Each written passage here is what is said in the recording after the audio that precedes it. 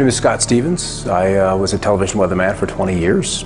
These chemtrails are absolutely required to impact whatever weather event they were designing. And the trails were an absolute necessary ingredient for them to achieve their weather modification goals. Chemtrails are a key element in the whole thing because they're obviously a way of putting a highly reflective material into the atmosphere. With cloud seeding, the cooling will be achieved by making clouds reflect a bit more sunlight back to space than they would otherwise, and less sunlight reaching the surface would tend to cool the planet. So let's say we were doing geoengineering because we wanted to make the weather a little bit better. The more we see these trails in the sky, the less rain we get. Virtually all scientific data, even from the proponents of geoengineering, state clearly saturating the atmosphere with particulates will create drought. Much has been made of this issue of damage from precipitation. If the issue is understanding the climatic response, which was I think most of where this was going, and it's exactly where the precipitation gets higher or lower. There will be monsoon failures during that period, there will be huge hurricanes. It's likely to cause some damage in some places. The global studies indicate there will be some impact on precipitation patterns, and obviously there's a lot more opportunity for work in that area. Just seeding can be pretty effective for the clouds we explored, but the interactions between seeding and precipitation in the form of drizzle are really complex. So we're finding the aerosols, the metal particulates, the weather engineering, whether it's scalar, ionic, or orgone, or the chi of the atmosphere, all of those can be used and leveraged to create weather events that are several standard deviations or outside what would be typically normal. Before jumping on the chemtrail bandwagon I needed a motive. Without a motive, you can't say what they're doing and why they're doing it. You have to have a motive. Weather derivatives are products that commercial hedgers would use, such as an insurance company or an energy company, to hedge risk that's associated with weather. Precipitation or a hurricane or general heating days is what they're basically called. Certain temperatures or higher temperatures are going to associate with more energy, so they're going to want to hedge that risk. If you can structure a product where you say, okay, I'm going to buy insurance against it raining more than 10 inches in this area. If my risk is say $1 million, but I'm insuring for $10 million, and then I can make it rain and collect the premium on the $10 million, of course. So the agenda was drought. The agenda was to kill the storm, at least in that one particular spot. You're reducing the food security of people through deploying these kinds of approaches that potentially 2 billion people could have their food disrupted by such interventions. It affects farmers by their ability to plan what they're going to be growing. You see a tremendous and significant loss of property and crop production.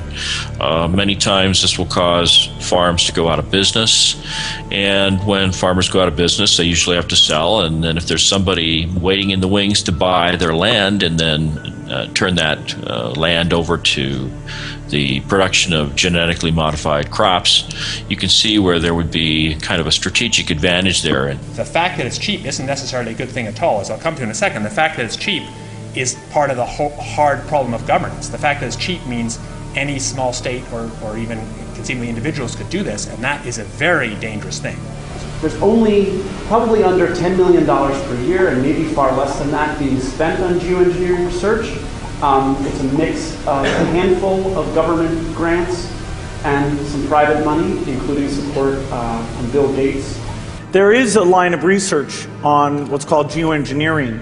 The climate getting worse means that many years their crops won't grow. There'll be too much rain, not enough rain. Things will change in ways that their fragile environment simply can't support. Bill Gates invests in geoengineering and he profits from the destruction through his investment in Monsanto. Monsanto is coming in and they're saying, we have a solution for your problems.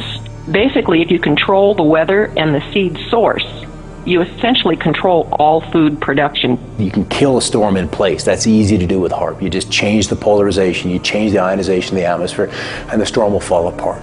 HAARP is actually an acronym for High Altitude Active Aurora Research Program, and it in the patents for the HAARP system, it describes what is detailed as ionospheric heating. Create situations where crops are either so severely flooded that they're destroyed. And so it's very easy to add those particulates of aluminum, barium, and whatever else they want to put in there. And as you add heat to that, those particulates then radiate the heat into the atmosphere and it warms. Let's just say the storms can develop more violently, more quickly, in places that are not necessarily as where you would expect them to be.